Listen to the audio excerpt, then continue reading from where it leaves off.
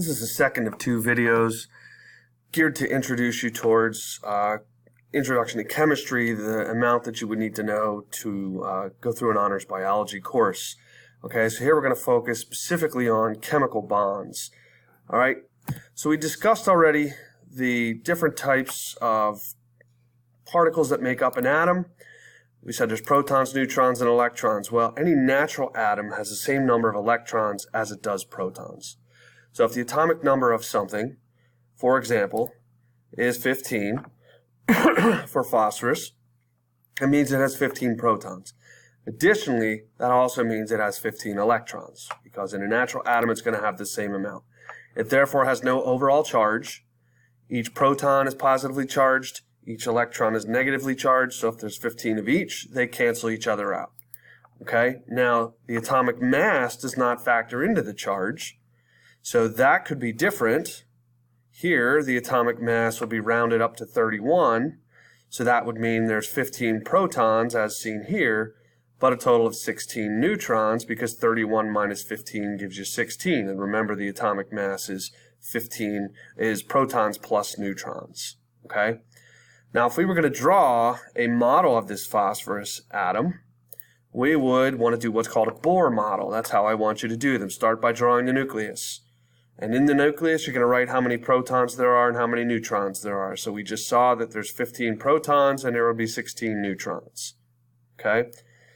Next, the protons and neutrons stay inside the nucleus, but the electrons are outside the nucleus. They surround it in a cloud. So the electrons are going to occupy one specific area of the cloud, which is called an orbital level. And there are multiple orbital levels, and the electrons will tend to arrange themselves in different ways around those orbital levels. Okay? And they tend to do it this way.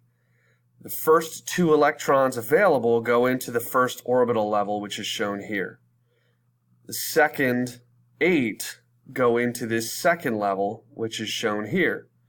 Okay, so I have a total of 15 electrons to account for because I had 15 protons, right? So we're looking at the same number again. So there's 15 protons, 15 electrons total. So here's 2 plus another 8 gives me 10. So I still have 5 to account for. Now those will then go into a third level, and that third level can hold up to 8 electrons again. That is kind of oversimplified, okay?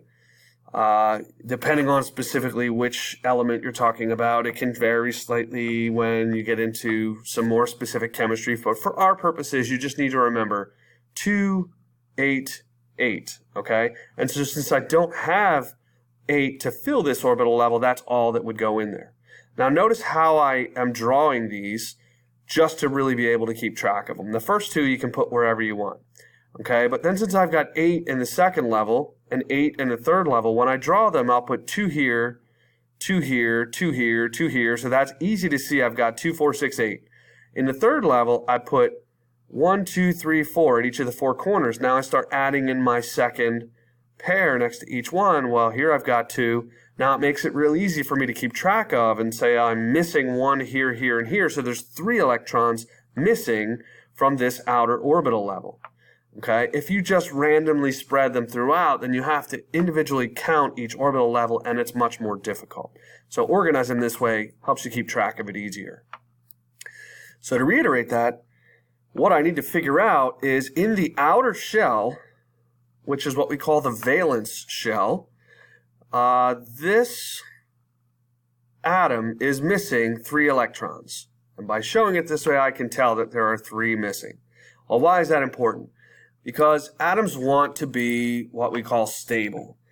Now, when we say want, they don't technically desire anything. They're just atoms, right? So there's no real intent in anything. You don't want to anthropomorphize atoms and molecules and make them seem like they're thinking to do things. They don't think. They just will become stable if they get a completed valence shell. Okay?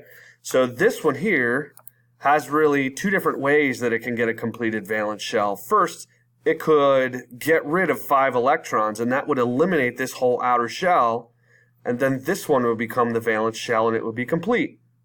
The other way is if this atom were to gain 3 electrons, and then it would now have 8 electrons in its outer shell, and it would be stable. Okay, so there's always 2 ways here, and that's one option, is to gain or lose electrons. Okay, but there's another option. Sometimes atoms will combine with other atoms to kind of share electrons and fill their outer shells. Okay, and that's the whole reason why bonding occurs. So if we're looking at the periodic table of the elements, if you look at this far right column here, these are the noble gases. Helium, neon, argon, krypton, xenon. They don't actually bond with other atoms. So if you were to go find helium in nature, it's just going to be a helium atom because they're already stable. They have a full outer valence shell. Okay, whereas if you move over one and you look at this column right here, fluorine, chlorine, they're all missing 1 electron from their outer shell. So if you think about the numbers here, right? Fluorine has an atomic number of 9. That means it has 9 electrons. That means 2 in the first shell, which leaves 7. So 7 in the second shell, it means there's 1 missing. So this whole row needs 1 electron to fill its outer shell, and therefore it will be stable. In the third row from the right, now these need 2 electrons to fill their outer shell. Oxygen, sulfur. The next row over needs 3 electrons to fill its outer shell. So by looking at it where it's at on the periodic table, you can kind of tell how many electrons it needs, and that tells you how many bonds it's going to be able to form on a typical basis. This row over on the far left, they need to lose 1 electron in order to become stable. So lithium has an atomic number of 3. That means it has 3 electrons, 2 for the first shell, 1 in the outer shell. If it just gets rid of that 1 in the outer shell, now it would become stable. Okay? So, knowing that stuff, compounds, molecules, pretty much interchangeable terms here in our class, but they are 2 or more atoms bonded together. Okay? How does that bonding work? Well, there's chemical bonds that form, and there's 3 types. One of them is a covalent bond. This is where I always remember co for sharing. They're sharing with each other. They're working together. Co means together. So 2 atoms share each other's electrons in order to fill their outer valence shells. Usually in the molecules of living things, these are going to be more stable than the second type, which is ionic bonds. So here's a picture showing covalent bonding, right? There's a carbon atom. It's got 4 electrons. That's these little circles in its outer shell. And it needs 4 more in order to become stable. Well, it's really hard to take 4 electrons from another atom, just as hard as it is to lose 4 electrons. So carbon pretty much is going to form these covalent bonds where it shares. Hydrogen needs 1 more to fill its outer shell. So what they do is this hydrogen electron here, this little X, will spend half its time around carbon and half its time around hydrogen. And they just kind of flow back and forth here. And this one will spend half its time around carbon and half its time around hydrogen. And likewise, this carbon's electron here will spend half its time around carbon and half its time around hydrogen. And in that way, they're sort of sharing that electron and filling their outer shell.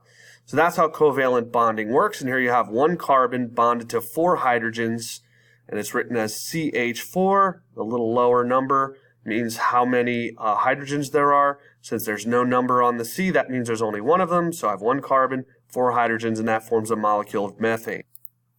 So if you change the number of electrons in an atom, it becomes now an ion. So if I had an atom such as sodium, which is drawn like this, and that sodium had 1 electron in its outer shell, and a chlorine atom came along that needed 1 electron and took that electron from it, now sodium would be stable and chlorine would be stable. There's enough of an attraction between that electron and the original nucleus of sodium, and that's enough of an attraction to sort of hold these together, forming what's called an ionic bond. So really what you have is a sodium ion. It now has 1 less electron than it has protons, and a chlorine ion, which has 1 more electron than it has protons, and they're held together because the positive and negatively charged ions attract one another. Because there's 1 more electron here in the chlorine, then what you have protons in that nucleus, it has a negative charge or a -1 charge.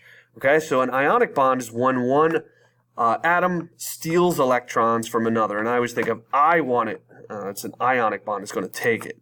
Okay, and ionic bonds really increase the polarity of the molecule.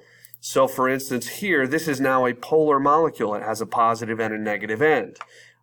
Makes it generally easier to break because it's easier to pull these apart than when they're shared in the bodies of living things. The third type is what we call a polar bond, or a hydrogen bond is an example of a polar bond. And this is a weak electrical attraction between molecules that have polarity. All right, this is not necessarily a bond that holds atoms together to each other to form molecules. Instead, it can take a long string of molecules, and because one side is positively charged and another is negatively charged, it can cause them to fold and be attracted to one another. Okay, and that's how we get the large folding that occurs to create the complex shape of big protein molecules. And the other thing that polar bonds can do, for example, hydrogen bonds, is they can attract water molecules to each other. So polar bonds are not what's holding the hydrogen to the oxygen in water. They're what attracts one water molecule to another water molecule, because the positively charged hydrogen on this end is attracted to the negatively charged area of a different molecule, and that causes them to hold together. Okay, we'll spend some more time talking about that as we move forward.